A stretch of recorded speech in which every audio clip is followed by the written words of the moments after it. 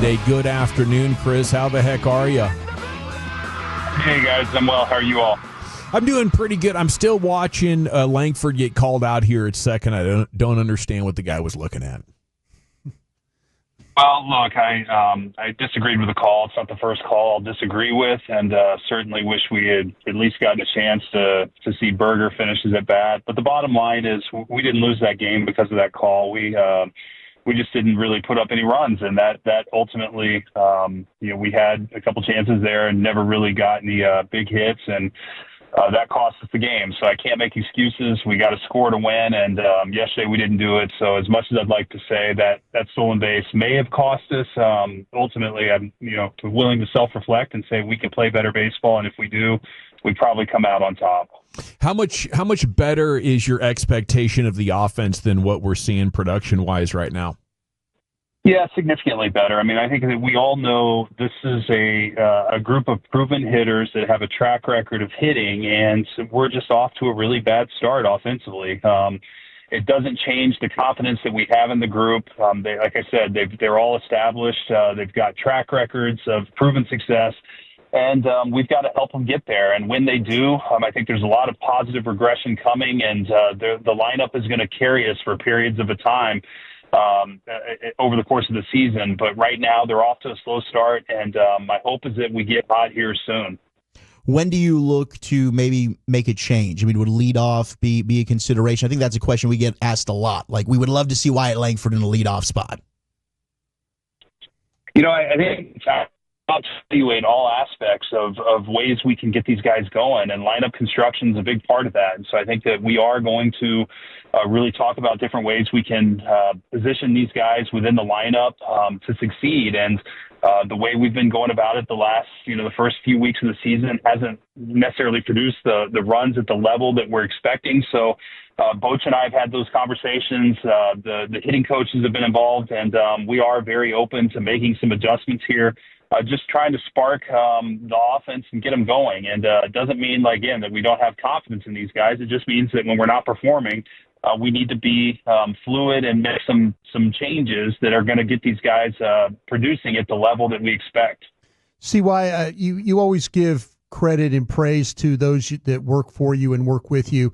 You have to tip your hat, though, to your medical staff and what they've done with DeGrom and with Mahle, and to get them, at least at the start of the season here, pitching at a very, very high level right now. Yeah, I'm so happy you mentioned that, because it is something that I think gets overlooked at times. And I think we have one of the best medical staffs in all of baseball. It starts with our head athletic trainer, Matt Lucero, our director of performance, Napoleon Pichardo, our team doctor, Keith Meister. He did the surgeries on both Mahle and DeGrom. He's overseen their rehab. Our entire medical group, physical therapist Regan Wong, Jacob Newbern, Sean Fields, comprises our medical staff at the big league level, and they have all invested a tremendous amount of time in each one of these players. And I'll throw Kamar Rocker into that mix as well. Yeah. Tommy John surgery and rehabs with our rehab coordinator out in Arizona, Keith Comstock, who is just tremendous. It's a collective effort. Our group deserves the attention that they're receiving right now by keeping these guys on the field. And we've got a long way to go, but our group does a tremendous job of keeping those guys out there. And in fact, I think it's a big reason a couple of these guys have signed with us, is that their familiarity with our medical staff and with Dr. Meister, and it was an important reason for them wanting to be here. It's Chris Young here with you on 105.3 The Fan. I mean, you've signed some great pitchers here, and Tyler Mahle appears to be one of them. What can you tell us about these first 5 starts? Not many guys have ever had a 5-game stretch like the one he's opened the season with here. It's been really fun to see. Tyler has worked so hard to be out there. He has been a proven successful major league pitcher in the past when healthy. And health has really been the only thing that's held him back. And we've seen firsthand how hard he's worked, the time, effort that he's put in to make it back. We got a little taste of it last year when he made a few starts coming off Tommy John. But he worked hard this offseason, and he is dialed in right now. I mean, his fastball command is so good. The command of his splitter, mixing in his slider. It's just really fun. He's pitching with confidence, conviction, belief, and you add the command to go with it. the results are really impressive, and our hope is that it continues over the course of the year. But he's been so important to our good start here. What's the plan for Jack Leiter? Yeah, Jack's making a rehab, and at which point he'll slide back in the rotation sometime next week. Whether it's Sunday in San Francisco or Monday at home against the A's. But Jack is on the mend. His finger feels great. Going to make a rehab start, and we should see him sometime in the next 7 days. CY, how about Dustin Harris making the most of his opportunity? You talk with us a lot about performance-based, and he gave you quality at bats. What are your thoughts on his performance and what you think you could get from him in the future?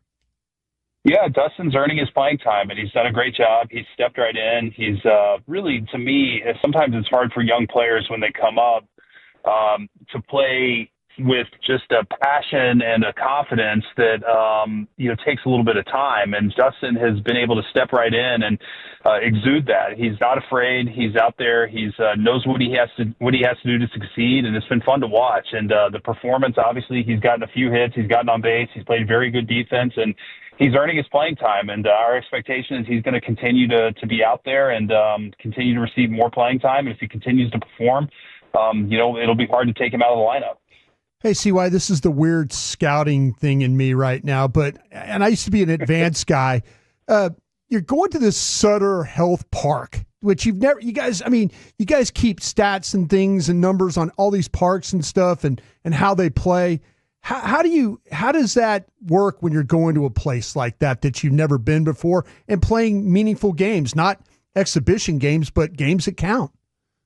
Yeah, it's a good question because we've done some analysis on the park itself. Obviously, the Pacific Coast League is known as a tremendous hitters league, that the offensive numbers traditionally in the Pacific Coast League, AAA, are very favorable to hitters. That said, Sacramento leans towards being a pitcher's park based on the data and the analysis that our group has done.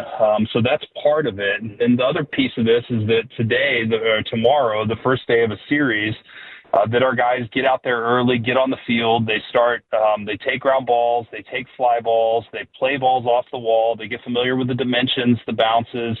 And if you ever come to a big league game early, you'll see this the first game of a series, that the outfield coach will have the outfielders out there and they'll hit balls off the wall and figure out the trajectories and really just how the park is going to play and what weird quirks or bounces you can expect. But that's all part of it. And certainly the home team should know that better.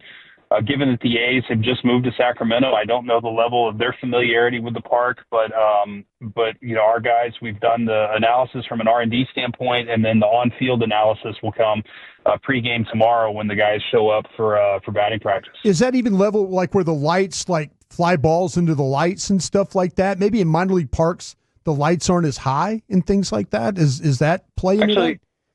Well, it's a great question, and it goes back to my days working at Major League Baseball. One of the things that our group oversaw were the playing conditions, and we had lighting studies in every stadium to ensure that the lights were equal across all 30 ballparks. And so it is one thing that Major League Baseball monitors, and their lights are up to Major League standards. Okay. Chris Young here with you on 105.3 The Fan. Okay, could a hitter's park be just what the doctor ordered for Joc Pederson this week?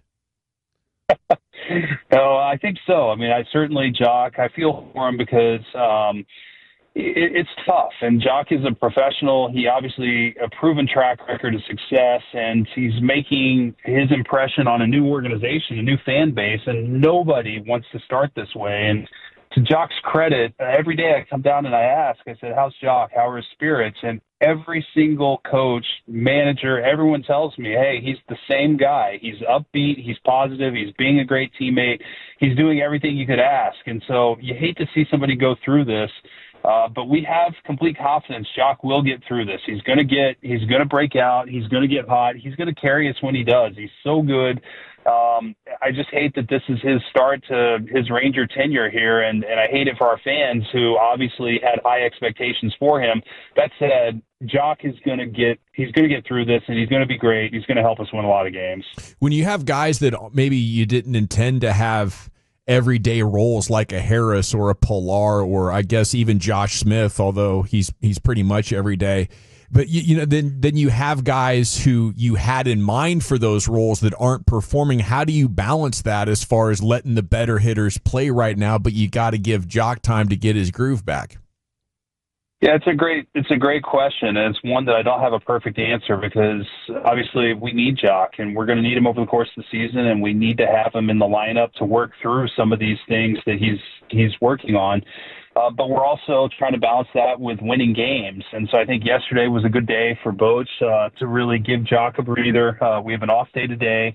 So really it means 2 off days in a row for Joc to kind of reset, maybe clear his head, get away from the game for a day, and come back on Tuesday with a fresh and clear mind. And I think that's just as impactful as keeping him in the lineup. And sometimes by keeping him in the lineup and showing confidence, maybe we're making things a little bit worse. So I think just a balance of, determining what the right point is to pull back, give different guys different looks, and maybe play somebody who we weren't expecting to play. But really what it comes down to is over the course of the year, we're going to have periods where we need those guys that you weren't necessarily expecting, that you don't start and finish with the same 9 guys you break spring training with. We're going to need 13, 15, 17, up to 20 position players who are going to contribute and make an impact on our club. And when you get those performances like Dustin Harris, who steps in and helps us win some games, maybe picks us up when somebody else isn't going well, that's what winning teams do, and that's our expectation for our group, and it's been fun to see thus far. But we want to get our main guys going as well. Speaking of all the guys that you could need, I know it's early, but if it came to it in a couple of months, is the organization still in a position where you could make moves to get a bat if it gets to that point?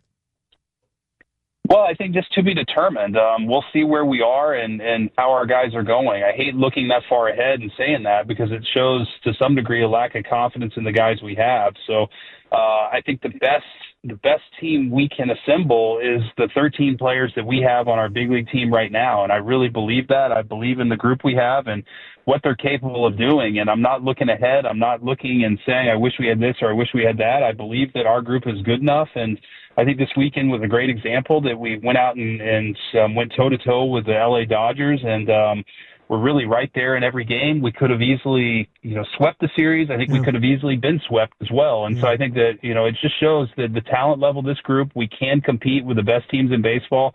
So I'm not going to look too far ahead and say, I wish we had this or that. What I want is just our group of players right now to perform to the best of their abilities. And if they do that, I think we're good enough to beat anybody. You're right. It was exciting to watch you guys go toe-to-toe with the Dodgers. The pitching was great. The walk-off from Doley it was an amazing weekend to lose the series. Very entertaining.